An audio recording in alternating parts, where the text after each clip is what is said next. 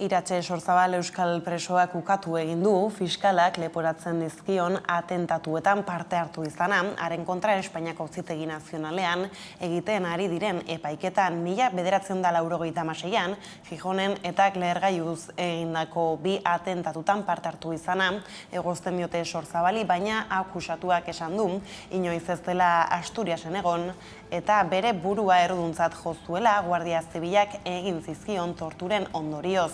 Sorzabal 2001an atxilotu zuen Guardia Zibilak esan duenez, Intxaurrondoko kuarteletik pasatu ondoren Madrilera eraman zutenean hasi ziren torturak. Madrilen Guardia Zibilaren egoitza nagusian tratua ez zen hobea izan eta Sorzabalek esan duenez, deklarazioa buruz ikastera behartu zuten. Han bere burua erruduntzat jotzeaz gain, beste pertsona batzuk ere identifikatu behar izan zituen. Atzo hasi eta gaur jarraitu du epaiketak. Sorzabalek berriro esan du, 1996tik 1997ko udara arte, etarekin izan zuen harreman bakarra izan zela, Irun eta Hendaiaren arteko mugan ezarritako kontrolei buruzko informazioa ematea, baina ez zuela ez delako komandotan parte hartu, eta ondorioz atentatuetan ere ez duela esku hartu. ¿Prestó usted declaración en la Guardia Civil? En la Guardia Civil, en esos 5 días que estuve incomunicada, la Guardia Civil, bajo tortura, me obligó a hacer ciertas declaraciones donde me obligaron a autoinculparme e inculpar a otras personas en varias acciones, entre ellas las que me están acusando hoy mismo. Vale, esa declaración que prestó era, se dice, porque fue la Guardia Civil la que le dijo que lo hiciese. No me dijo, me obligó, porque si fuese decirme igual me podía negar, pero es que llegó un momento es que no podía negarme. O sea, me torturó y me obligó a hacer esas declaraciones. Arratsaldeon guztioi, adi jarraituko ditugu epaiketaren ondorenak artean, gurean badira bestelako hainbat gai. Eguerdiko magazinean, Inigo Hernando Galdakoko alkatea izan dugu gonbiatu nagusi gisa, izan ere desanexio prozesu betean da egun udalerriko auzoa den Usansolo.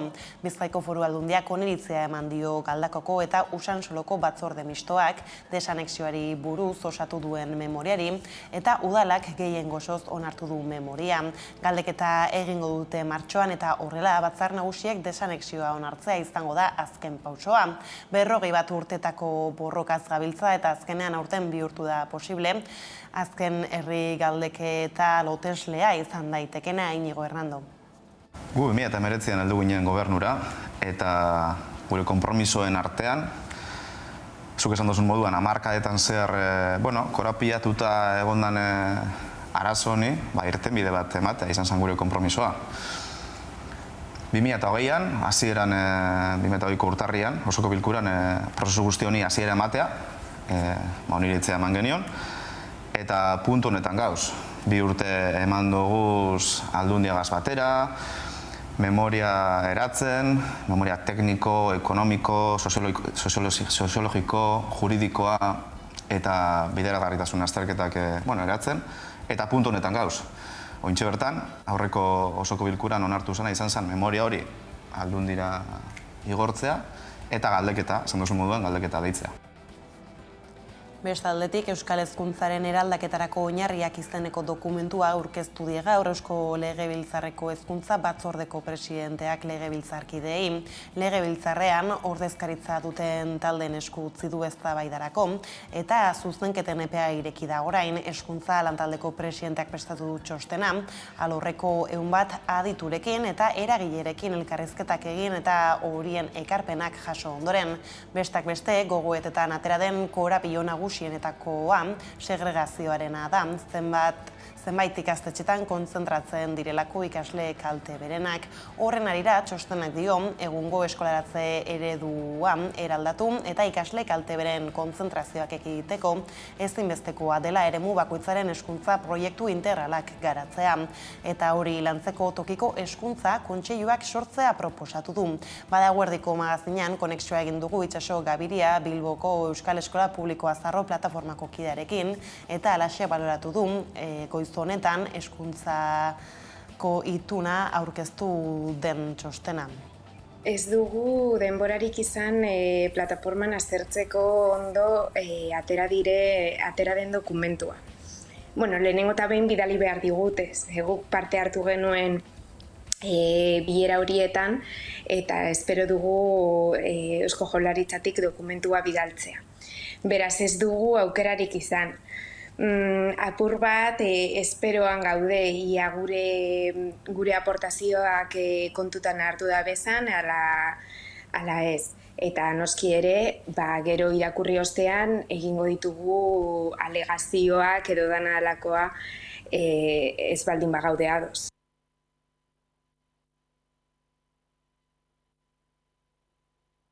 Politikoek beren ekarpenak egin ahal izango dituzte eta behin horiek jasotakoan Eusko Jaurlaritza lege berria prestatzen hasiko da.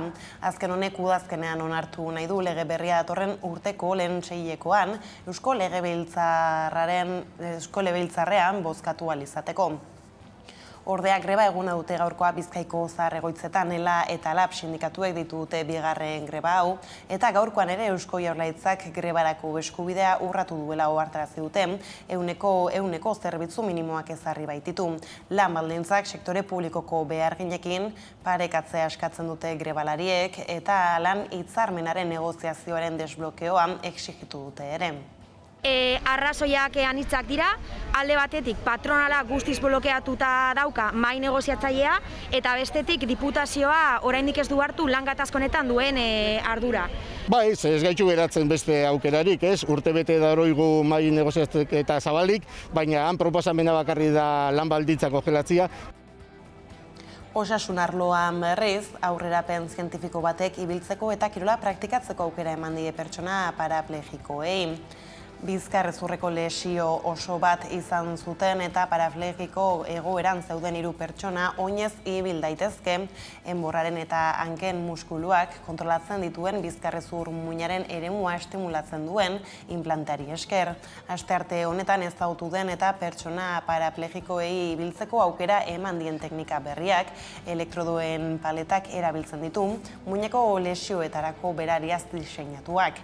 Oraindik egiten ari den saiakuntza kliniko baten parte da eta erakusten du paziente bakoitzarentzat bereziki diseinatutako estimulazio tratamenduek orokorragoak izan beharrean, eraginkortasun handiagoa eta jarduera motor anitzagoak erakusten dituztela, baita muineko lesio larrienetan ere. Eta lerroburuekin bukatzeko nazioartera begira gerra saihesteko erantzun baliagarri bat eskatu dio Macronek Putini.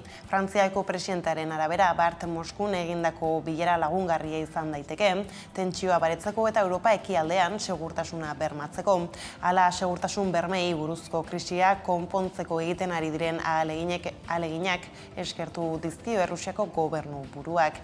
Ukrainako krisia hasi denetik Vladimir Putinekin bildu den mendebaldeko aurreneko buruzaia izan da Emmanuel Macron, eta Bart Moskun gerra saiesteko Europa guztiarentzako baliagarria izango den erantzun bat taxutzen hasteko eskatu dio Frantziako presidenteak Errusiakoari. Kremlinen egindako bileraren aurretik Macronek Twitterren adierazi duenez, erantzun hori Putinekin batera taxutu behar dute, eta horretarako egonkortasuna, konfiantza eta ikusgarritasuna eskatu dizkio. Iruditzen zaio Frantziako presidentari atzoko bilera lagungarria izan daitekeela tentsioa baretzeko eta Europa ekialdean segurtasuna bermatzeko. Asteburuan Joe Biden Ameriketako Estatu Batuetako presidentearekin telefonoz hitz egin ondoren eta Putinekin azkenengo 2 asteetan 3 mintzatu eta gero iritsi da Bart Moskura. Alde guztiei erantzunkizunez jokatzeko eskatu die Macronek, egoera kezkagarria iruditzen baitzaio. Ameriketako Estatu Batuek jarraitzen dute azpimarratzen, baina piztear dagoela gatazka militarra. Astearteko kontuak horrela heldu diezaiogun berriz Usansoloren desanexioari, izan ere pauso 2 baino ez dira falta Usansolo Bizkaiko 113. herria izateko galdeketa egitea eta Bizkaiko Batzar Nagusiek desanexioa onartzea. Horiek horrela ia 40 urte ditu banaketaren borrokak. Agustin Aizpurua Usansolo herria plataformako kidearekin izan gara eta nabarmendu du prozesu horretan borondate politikoa falta izan dela gehien bat. 1998an hasi zen Usansoloko desanexioaren lehen etapa eta hainbat urte abiatutako prozesuan urrats garrantzitsua eman dute. Zehazki Usansolo auzoa Galdakotik bereizi eta Bizkaiko 113. udalerri izateko. Bosgarren prozesua da eta Agustina Aizpurua Usansolo herria plataformako kideren esanetan, urte horietan ez da egon udalean borondate politikorik.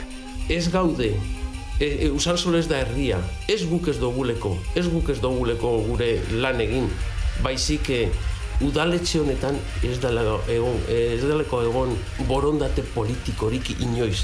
Usansolo udalerri gisa eratzeko eguna gero eta gertuago ikusten duten Galdakaoko auzoa den eremuko herritar askok. Izan ere Galdakaoko udalak gehiengo osoz onartu du. Galdakaoko eta Usansolo bereizita bi herriek izango dituzten ezaugarri guztiak zehazten dituen memoria batzordea. Eta Usansolotarrei desanexioaz galdeketa egitea ere onartu dute. Aizpuruak azaldu duenez, herri galdeketa egitea ez da beharrezkoa, baina funtsezko iruditzen zaie Usansolotarren iritzia jakitea. Baina ez dugu gobernuak zuhatzek ez du ikusten. Ez dugu ikusten prozesu amaierera joatea galdeketa hori egin barik eta Usansolok esan barik zer nahi duten egin. Baina ez da egiten duten lehenengo galdeketa 2014an beste bat egin zuten. Eta desanexioaren aldeko bozkak nagusitu ziren. Hala, Aizpuruak uste du martxoaren bukaeran egingo den galdeketan gehiengoak desanexioa babestuko duela. Orduen guk espero du, urrengo martxoan, olako zifrak edo olango datuak eukitea. Baietza esatea mayoritario zera ez. Urrengo urratsa Bizkaiko Batzar Nagusiek desanexioa onartzea izango da. Usansolo herri izateko baldintza kontrajarriak daude. Bizkaiko Foru Arauak dio desanexionatu nahi duen eremu batek 2000 biztanle izan behar dituela, baina Espainiako gobernuaren erregimen lokaleko 13.2 legearen arabera gutxienez 5.000 bizilagon izan behar ditu. Edonola ere, 34 urte baino gehiagoren ondoren, Usansolo herri izateko borondate politikoa baino ez dela falta azpimarratu du Aizpuruak.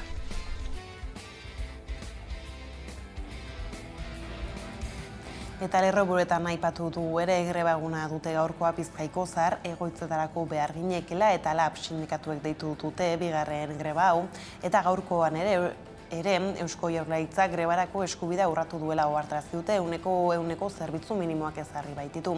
Lan baldintzak sektore publikoko beharginekin partekatzea eskatzen dute grebalariek, eta lan hitzarmenaren negoziazioaren desblokeoa exijitu dute ere Aiara Durreta. Bizkaiko zahar-etxe pribatuetako langileek bigarren greba eguna dute. Labek eta elak deituta, gaurkoan ere Eusko Jaurlaritzak grebarako eskubidea urratu duela salatu dute sindikatuek. Ehuneko gutxieneko zerbitzuak ezarri dituelako. Ela eta LAB sindikatuek protestak egin dituzte Bilbon bereizirik. Biek ala biek eskaera nagusia hauek dituzte. Lan baldintzak sektore publikoko beharginekin parekatzea eta patronalak negoziazio maila desblokeatzea. Arrazoiak anitzak dira, alde batetik patronala guztiz blokeatuta dauka mahai negoziatzailea eta bestetik diputazioa oraindik ez du hartu lan gatazko honetan duen ardura. Bizkaiko Foru Aldundiari erantzunkizuna ere eskatu diote. Urtebete daramatzate patronalarekin negoziatzen, baina patronalaren nahia lan baldintzak izoztea dela nabarmendu dute.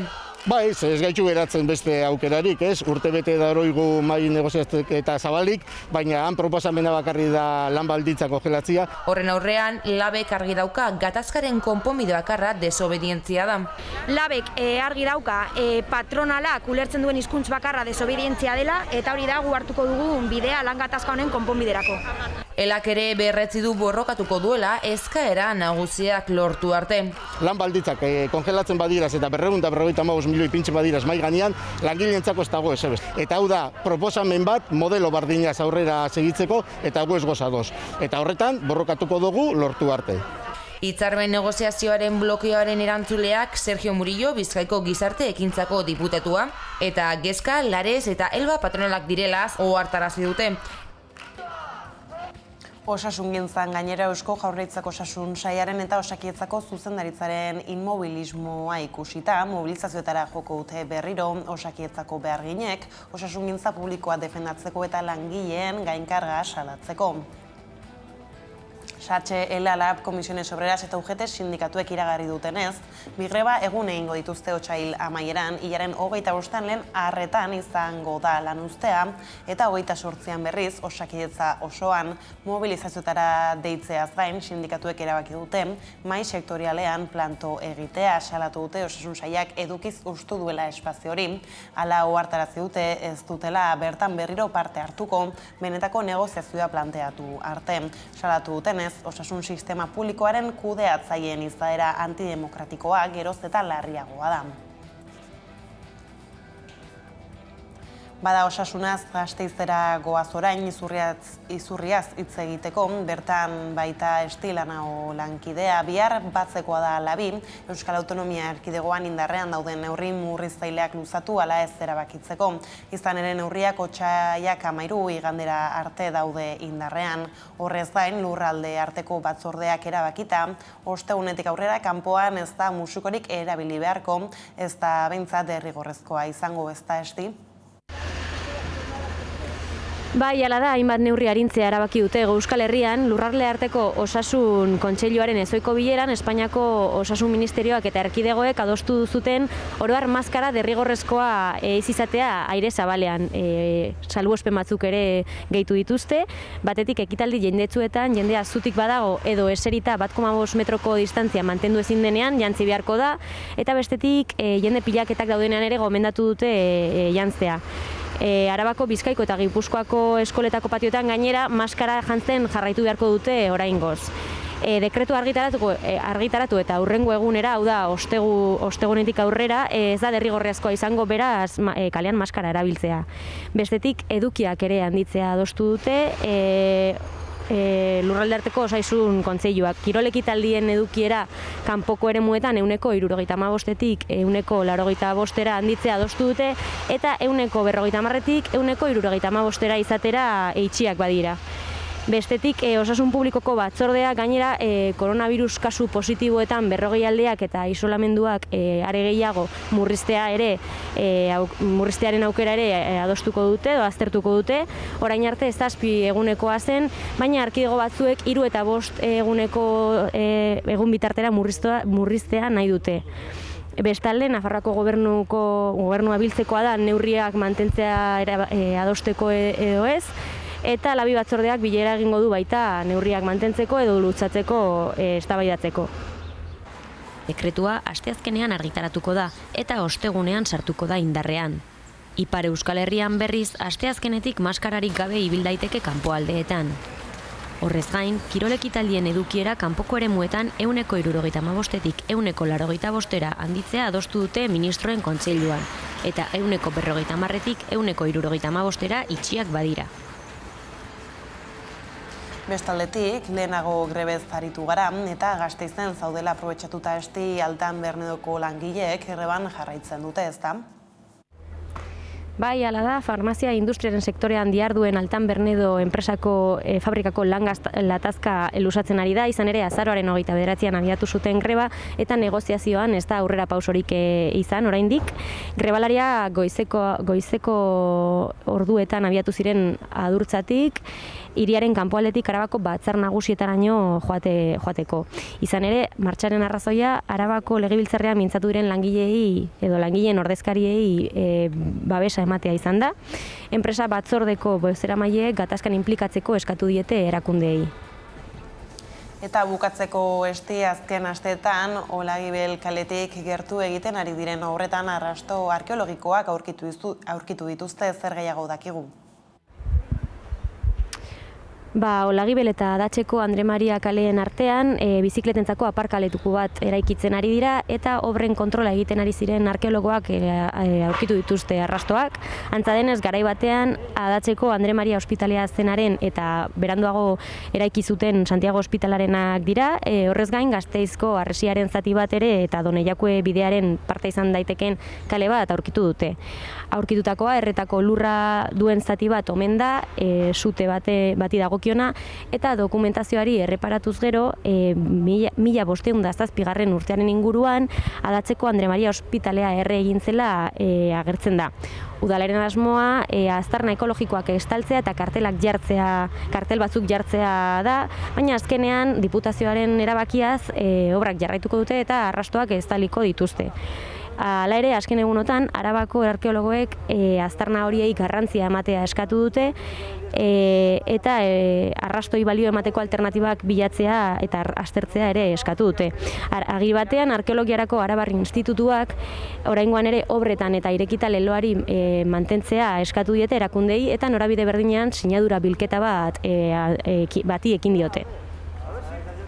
Gasteiz inguruko kontuak horrela eskerrik asko esti eta gaiz aldatuko dugu orain, izan ere, duela urtebetetik abian da hidrogenoaren korridoraren egitasmoa eta dagoeneko 41 proiektu martxan dira. Aurten bertan, 200 milioi euro inbertituko dituzte korridorean eta inbertsioaren 30% Europako funtsetatik etortzea nahi du egitasmoko presidenteak. Jarraian xehetasun gehiago. Duela ia urtebete hidrogenoaren euskal korridorea eratu zuten. 78 erakundek egin dute proiektuarekin bat. BHBC egitasmo handia da, 1.300 milioi euro inguruko inbertsioa egingo baitu 2020 eta 2026 bitartean. Zuzenean gutxienez 1.340 enplegu eta zeharka beste 6.000 zazpiru sortu nahi ditu. Asmoa da urtean 20.000 tona hidrogeno ekoiztea eta karbono dioxido isuriak urtero 1,5 milioi tona murriztea. Europako funtsetarako hautagai sendoa zela zioen Pedro Azpiazu ekonomia sailburuak. Y creemos que pues puede ser un gran proyecto, que es un proyecto sólido, es un proyecto además empresarial, que nos parece magnífico que sea un proyecto empresarial y si consigue máximo los recursos de Europa, pues perfecto, ¿no? Baina zenbat diru espero du hidrogenoaren euskal korridoreak Europako funtsetatik? Jose Ignacio Zudaire korridoreko presidentaren arabera proiektu gehienetan inbertsioaren 30% eta 140 inguru lagundu beharko litzateke gutxieneko errentagarritasun bat izateko. Horrek esan nahi du 450 eta 600 milioi euro bitartan beharko liratekeela Europatik. Hurrengo 5 urteetan korridorean 1.500 milioi euro inbertituko direla kalkulatzen baitute. Hidrogeno berriztagarriaren ekoizpenera joango dira hidrogenoaren korridoraren lehen indarrak eta egitasmo nagusiak 3 elektrolizagailuren inguruan eratuko dira. Hala nola Petronorrek muskitzen duen findegian 2,5 megabateko elektrolizagailua izango dute hidrogenoa sortzeko. Elektrolizagailu handiago bat 10 megabatekoa Bilboko portuan egongo da, erregai sintetikoak ekoizteko Petronorren lantegia elikatzeko. 2024 urtearen hasierarako nahiko lukete lanean elektrolizagailu hori. Eta ondoren 2025 urtearen hasieran iritsi beharko luke 100 megabateko elektrolizagailuak, Petronorren muskizko findegia bera hidrogeno berriztagarriz hornitzeko. Europako funtsetatik eskutik etorri den lan erreformara. Lan erreformaren onarpenarekin hain zuzen ere bukatu da eremu sindikalean azken hilabetetan egon den eztabaida nagusia eta laben ustez orain beste atal bat hasi da. Izan ere sindikatuaren ustez aurrera begiratu behar da eta EAJak eta Euskal Herria Bilduk erreformaren bozketan emaniko ezezkoaren ondoren Euskal Herrian lan harremanen marko berri bat osatzeko aukera ikusten du. Sindikatuez eta patronalaz gain erakundeak ere barne hartuko lituzkeenak. Gainera lan erreforma lortu ondoren lanbide arteko gutxieneko soldataren eguneratzeari heldu dio Espainiako gobernuak. Egungoa 35 euroan handitu eta 1.000 euroan ezartzea eskaini die Comisiones Obreras eta UGT sindikatuei eta COE eta CEPIME patronalei. Aste azkenean dute bigarren eta azken bilera gaiari buruz eta proposamenak aurrera egingo du gizarte eragileen akordioarekin edo ura gabe. Espainiako gobernuak bere kabuz erabaki dezakelako zein den gutxieneko soldata.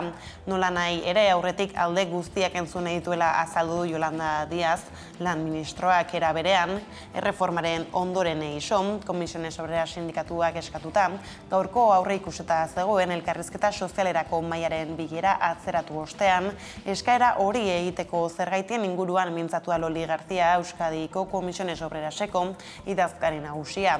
Garziak azaldu duenez batzarra atzeratzea eskatu dute barne hausnarketa bat egin behar dutelako, baina ez omen dute buruan elkarrizketa sozialaren mahaia guztiz uztea. Haren iritziz, afiliatuek ez lukete ulertuko diputatuen kongresuko lan erreformaren bozketan gertatu zenaren ondoren, ostegunean ezer gertatu ez balitz bezala asteartean mahai berdinean berdinaren bueltan esertzea EAJ-ko gobernu ordezkariekin.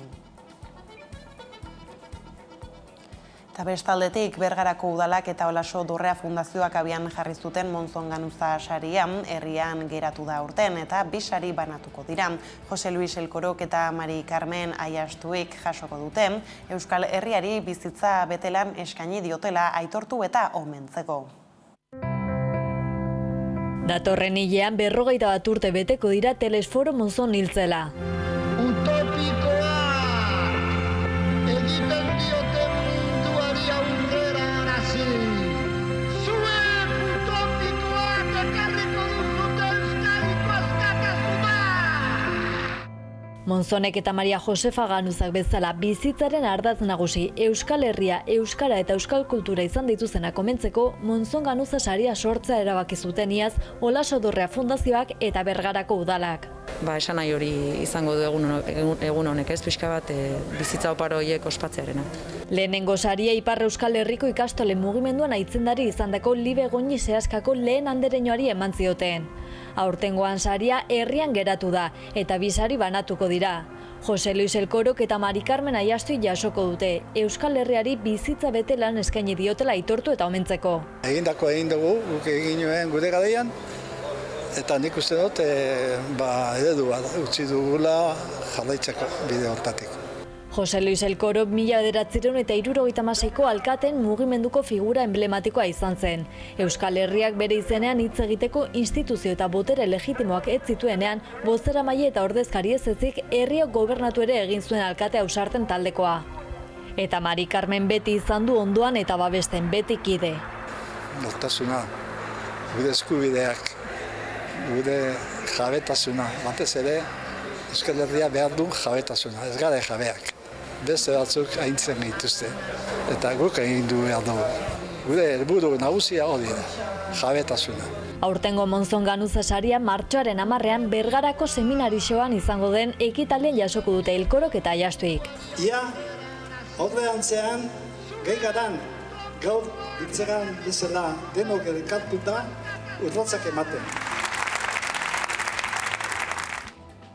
Eta eguneko kontuak horrela direla iritsi gara albistegiaren amaierara. Gaurkoan, trenbidetik taldearen Gutun Beltza kantuarekin agurtuko zaituztegu. Hala gustatuko zaizuelakoan, besterik ez gure aldetik hauek izan dira eguerdiak gurean gaur zituenak guztiak eta gehiago, nahi duzuen aldiro 11.eusatarian ondo izan eta bihar arte.